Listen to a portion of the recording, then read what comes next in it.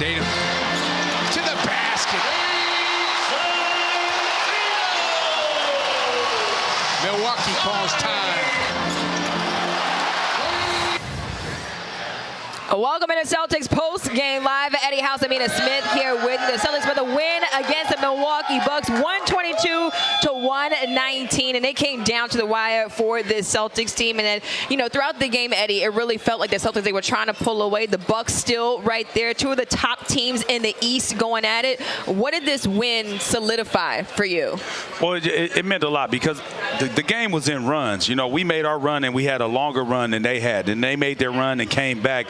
But we were able to cut their water off. You know, we didn't allow them to ever take the lead or tie the game. We stayed in front, and that's big.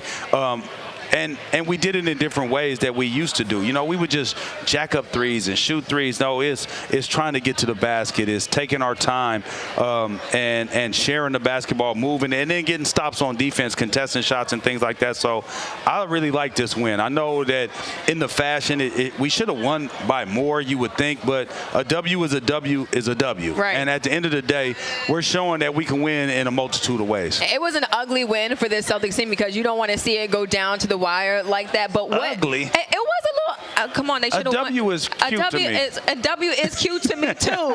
But when you win by 20, it's cuter. You know what I'm saying? That's beautiful. Okay, it's beautiful.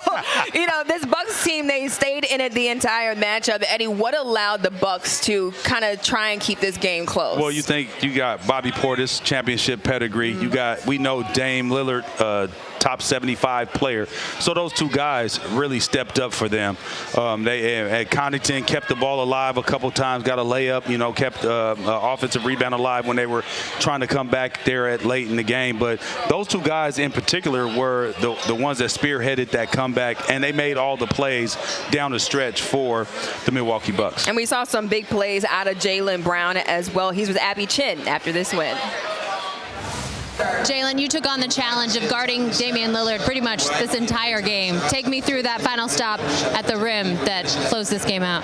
Just trying to chase him around all game. He's tough. You know, I give a lot of respect to Dame, and I was in his jersey all game long, and he still made some tough shots. So shout out to him. But you know, that was my assignment. That's what I took on the challenge, and it helped us get the win. But we got to be better in the fourth.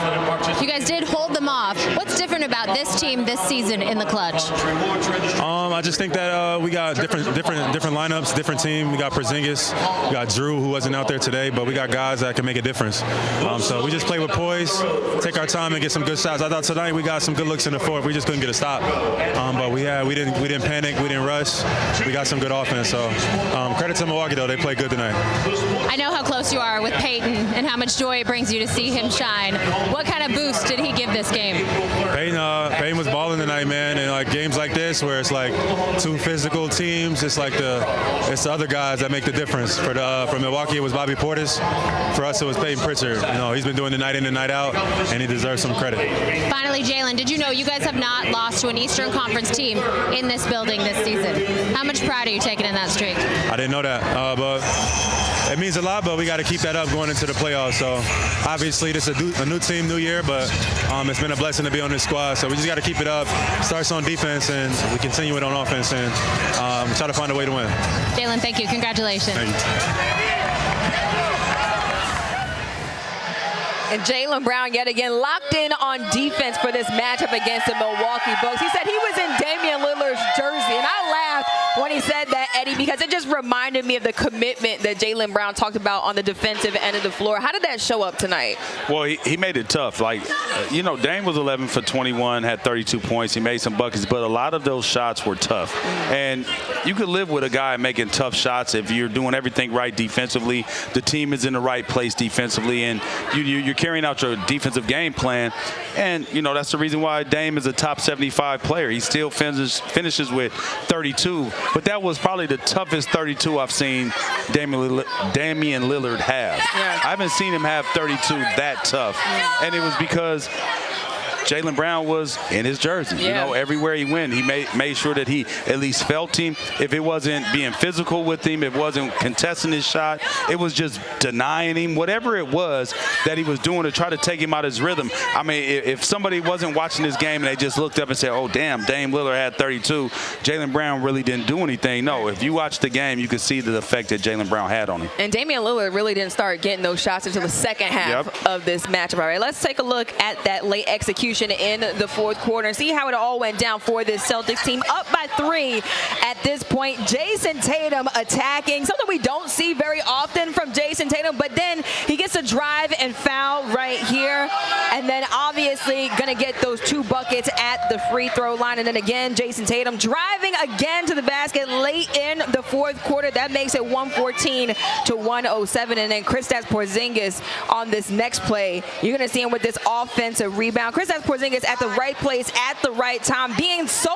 aggressive in this game as well. And that's really where the Celtics team, they kind of sealed this game. And then Malik Beasley, a costly foul on Jaylen Brown. And of course, Jaylen Brown gets to the free throw line and makes both of those shots. Doc Rivers not happy about this one. Scal joining us live here on the desk. Scal, how did the Celtics look in that late game execution that people have questioned so much over the last month? Well, I mean, it was good because they just spaced the floor out. Jason Tatum against Malik Beasley.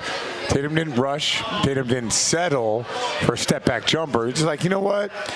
I'm just going to go where I need to go. I'm going to get to the spots that I want to get to.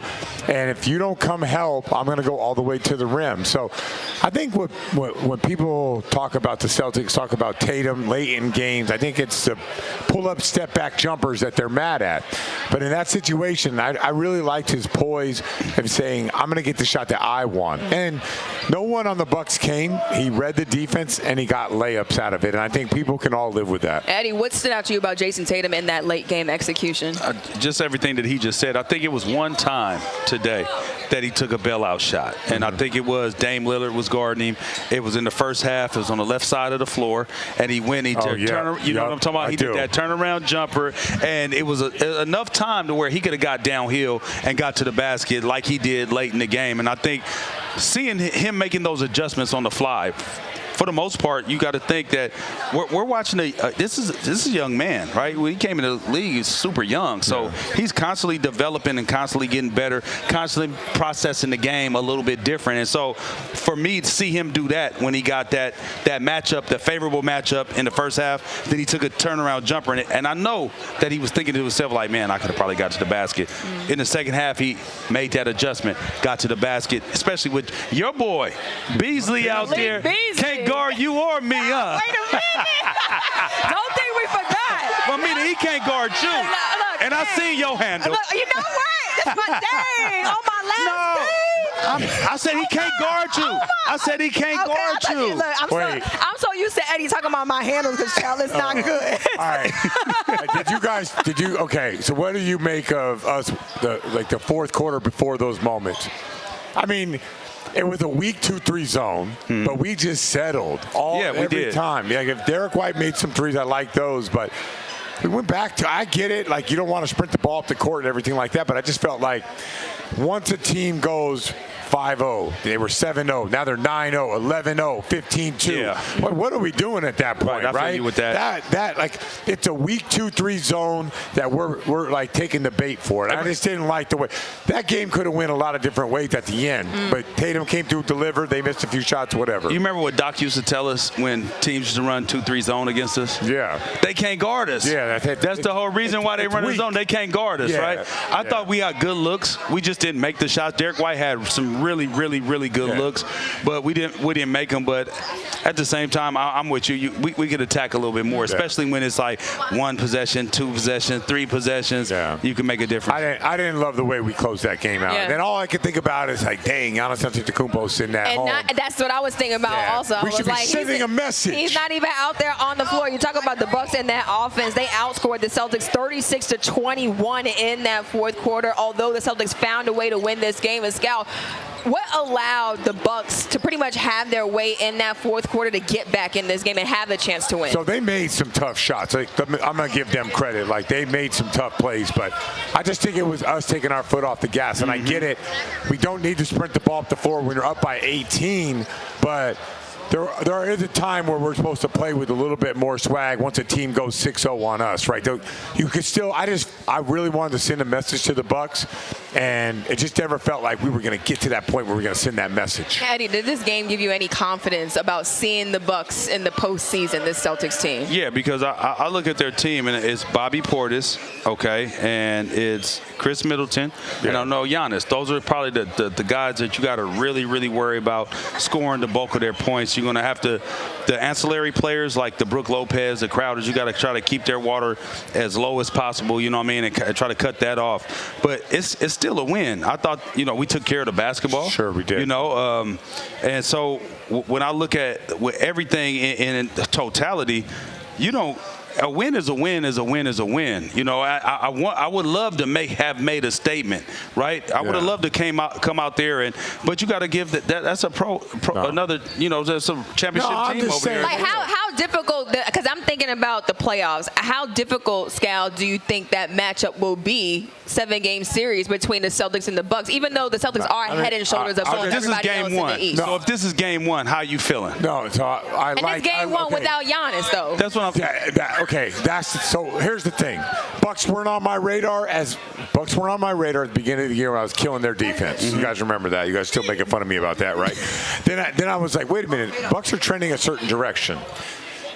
This team right now, by the time the playoffs roll around, we won't play them till the conference finals. They're going to be a real deal. So I'm confident we're going to win, but I'm telling you, this is not.